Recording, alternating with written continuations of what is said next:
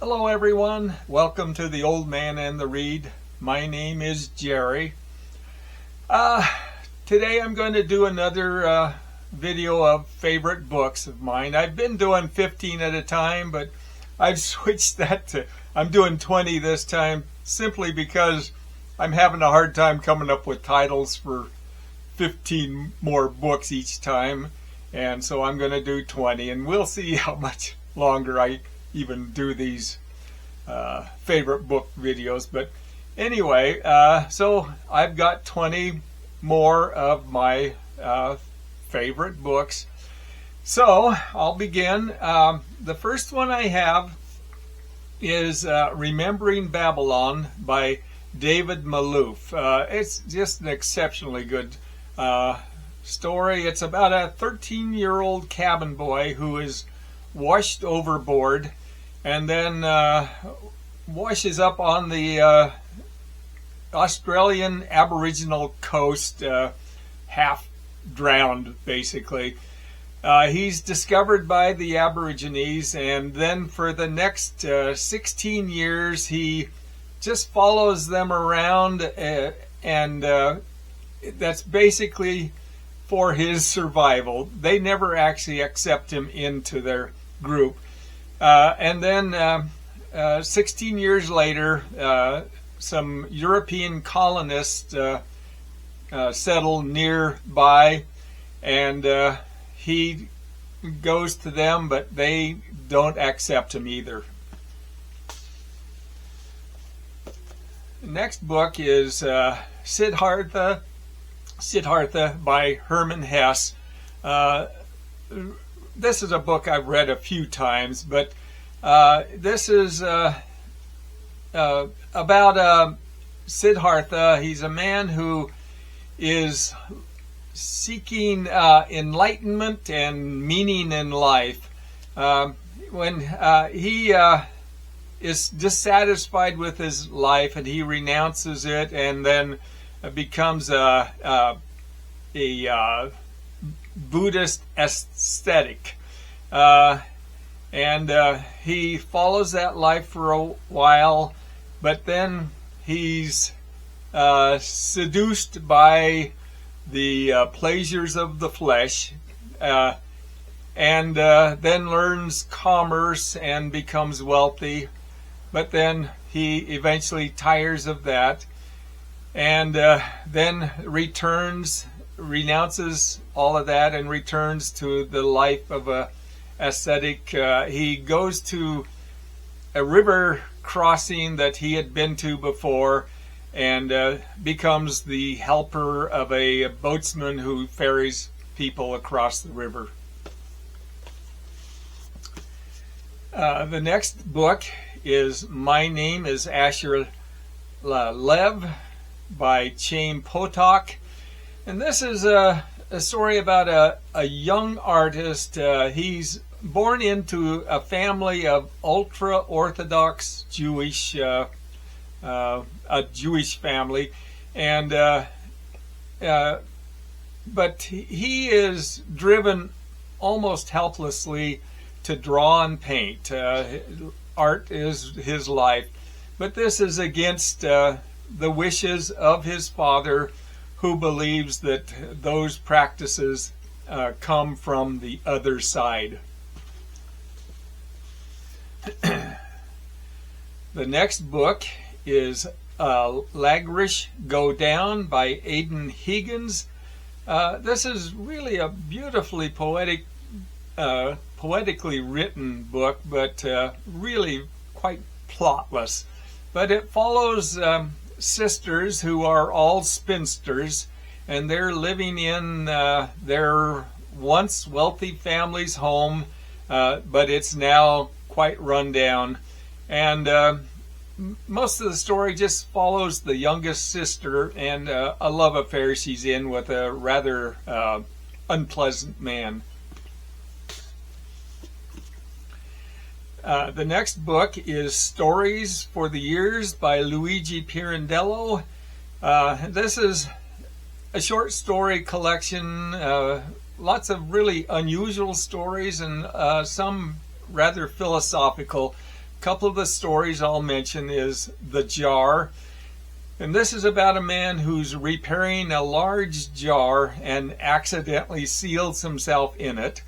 And then another story is The Light in the Other House. And this is about a man who falls in love with a married woman he sees through the window of the house next door. The next book is Snow Leopard by Peter Matthiessen. I just really enjoyed this book. It's a great one. But this is about Matthiessen, and he accompanies a biologist up in the high Himalayan peaks for about a 2-month trek. And they're there to study the Himalayan blue sheep. But he's constantly on the outlook for snow leopards. Next book is a huge thing. This is Dickens by Peter Ackroyd. Peter Ackroyd wrote some great biographies as well as some great novels. Most of his biographies are fairly short, but this one isn't. But this is a biography of Charles Dickens. And it just really gives a whole complete story of Dickens and how his life experiences led to many of the stories he wrote. The next book is a nonfiction, A Sea Without Fish by Richard Arnold Davis. And this is really nicely illustrated and just really a well-researched book, but it's written for people without prior knowledge. But it's basically about the fossils that have been discovered in the Cincinnatian period of the late Ordovich. And this was in what was a shallow sea at one time that went from Ohio to Kentucky about 450 million years ago. But it's just really about the fossils that have been discovered. Just really abundant fossils, but no fish. The next book is The Siege by Ismail Kader, another of my really favorite writers. But this is about a siege by an army of the Ottoman Empire on a fortress, Albanian fortress. And the story tells about the battle from the perspective of both sides. The next book is Undaunted Courage by Stephen E. Ambrose. Really a great book. This is about the Lewis and Clark expedition, and a lot of it focuses on the relationship between Meriwether Lewis and Thomas Jefferson, and then it goes on into the expedition itself. And really it almost reads like a novel, even though it's actually historical. The next book is Pillars of the Earth by Ken Follett. I'd read quite a few Ken Follett books before this, and this is quite different than anything else he's written. But it's about the building of a cathedral in medieval England, and it's a historical fiction with just a whole assortment of just really well-developed characters. It does include some violence and sexual violence. Okay, I'm going to pause this and then get another stack of books. Okay, the next book I have is The Big Sky by A.B. Guthrie.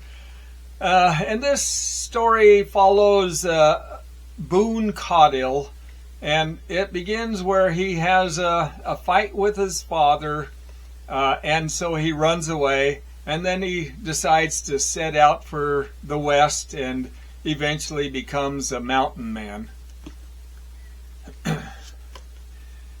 The next is Selected Poems by Frances Ponge.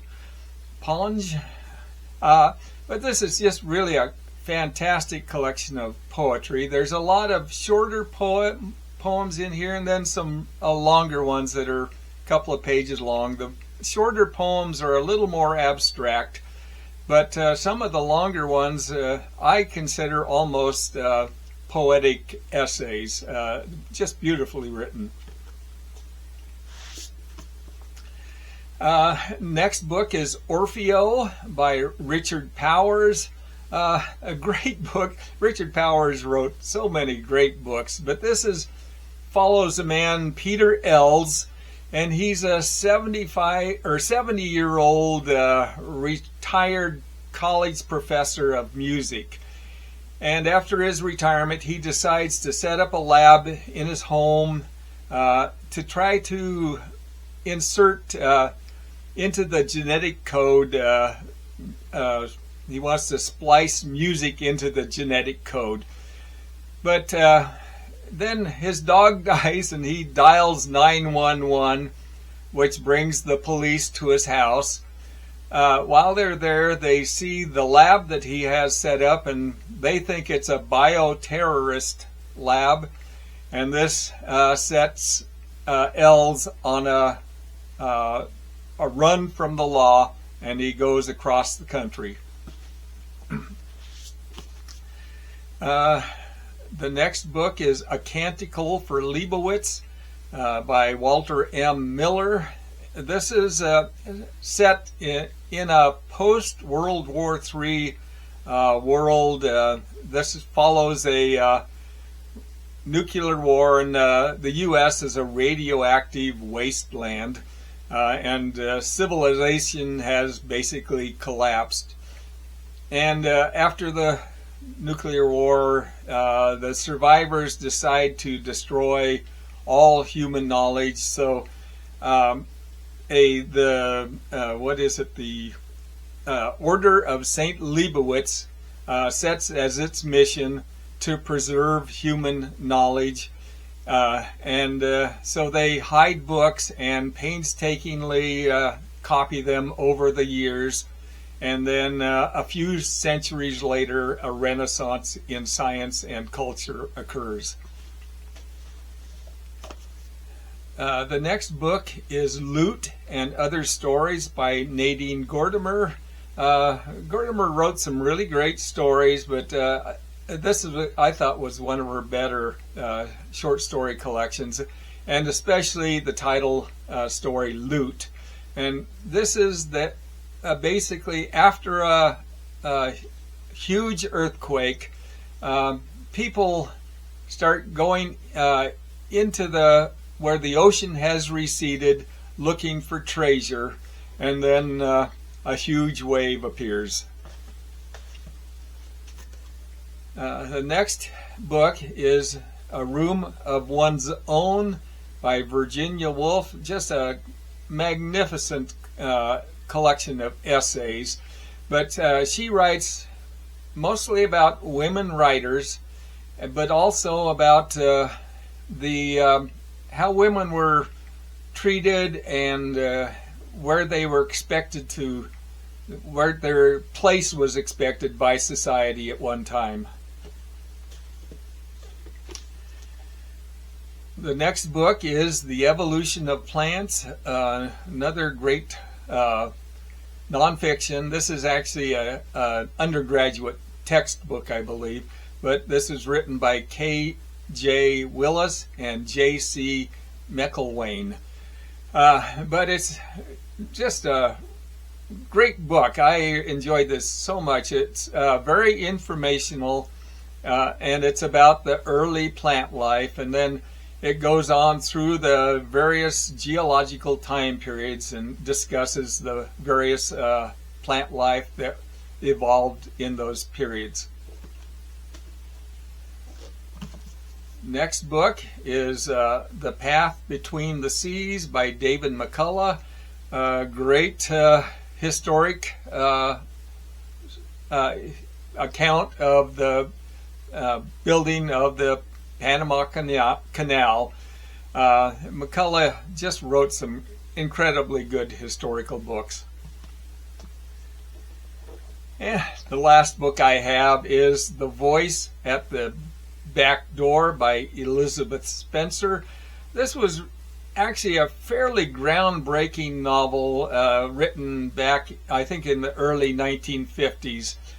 But it dealt with the extreme racism of the South. And the story is about a newly appointed sheriff who has some fairly liberal opinions on regarding the fairness of the law when applied to blacks and whites. But those are 20 more of some of my favorite books. I want to thank you for watching, and hopefully I'll see you again on another. Thanks.